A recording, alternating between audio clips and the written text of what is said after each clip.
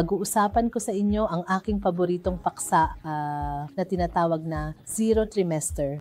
Siguro narinig mo na kung ano ang trimester.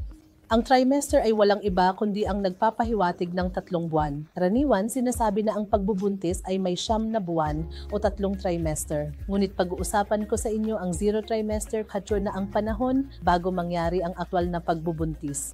Ngunit sa tingin ko, ang aspeto ng pagpaplano ay hindi masyadong maayos.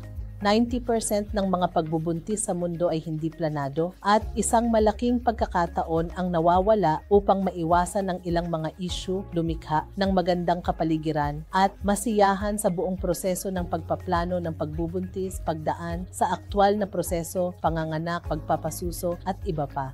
Kaya ang mga magiging magulang, parehong ama at ina, panahon para sa sariling introspeksyon kung saan tinitingnan nila ang kanilang pisikal na kalusugan, mental na kalusugan, emosyonal na kalusugan, at pinansyal na kalusugan, suporta ng pamilya, at kahit espiritual na kalusugan, masasabi ko.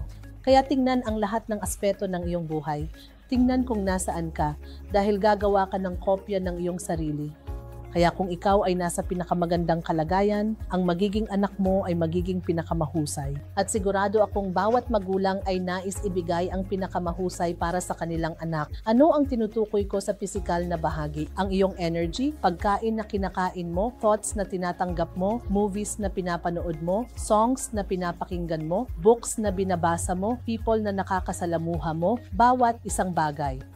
At medical, napakahalaga na suriin ang anemia, no? Suriin ang mga issue sa thyroid, suriin ang diabetes na parang isang malaking epidemya ngayon, at suriin din kung protektado ka mula sa ilang mahahalagang viral infections tulad ng rubella, varicella at iba pa.